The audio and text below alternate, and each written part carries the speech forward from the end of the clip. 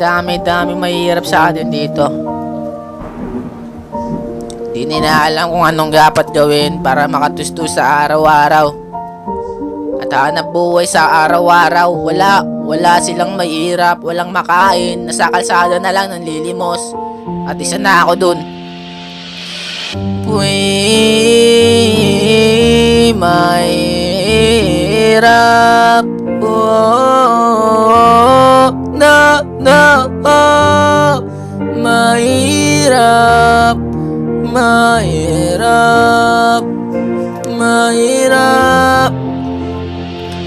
Mahirap ang buhay dito sa ating mundo. Kapag may pera ka lang ay mabubuhay ka dito. At ituturing kang tao kapag nawalang-wala ka talaga. Ituturing ka nilang hayop na sa kalye. Lagi na nag-aabang ng mga tao para manglimos na lamang sa mga tao. Na di ba kayo naaawa, di ba maaawa? Ano ba naman kayo, ba't hindi kayo maawa? Tapos pinagbabawalan pa man naman limos. Putang ina naman, hanap buhay na ito. Kaya dapat ituring tao. Yan kasi at wala kasi pinag-aralan. Huwag mong husgahan ng tao na walang pinag-aralan. Paano mag-aral ang magulang ay wala pag-aaral? Di man lang nakapagtapos ako na ng pag-aaral. Isa na ako doon na si Maron Artiso na galing probinsya na walang pinag-aralan. At di man lang ako nakapagtapos na pag-aaral. Dahil to sa pamilya ko na mahirap ang kalagayan.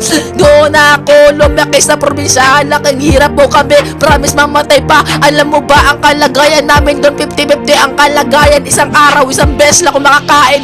Inaamin ko lang naman ang totoo na mahirap talaga ako at ang pamilya ko.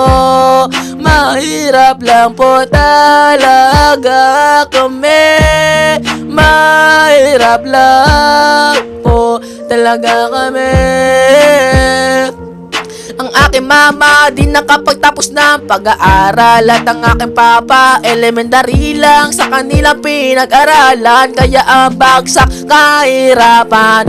This we're in manufacture. Ang daming na nangyari. Ang hirap ng paligid na inusgahan. Huwag ka maghusga kung di mo ko kilala. Ay isa lang po ako na tao na nangangarap magtaas ang pangarap kahit hindi nakapagtapos na pag-aaral. Pero ang aking pangarap gusto ko makamit. Ito kasi ang binilin na kay papa at ina. Salamat sa iyo ama, kahit papano nabuhay ako na mag-isa. Dahil to sa inyo mama, salamat sa iyo. Dahil papano nandurusan na rin ako sa kahirapan na danas ko na to. Ngayon nasa mura kong edad na to. Sa mukot ang kalukutan ay nadadama ko na. Mahirap at pagod at puyat ng trabaho para lang makita sa araw-araw para maipatulong sa pamilya. Sorry mama kung nakapaglayo ako sa inyo. Kumantong nasa puntong ng ito, nag-iisa na lang ako. Di ko na kaya, gusto ko na kapiling kayo mama. Gusto ko na kayong makapiling mama. Mama, gusto ko na kayong makapiling.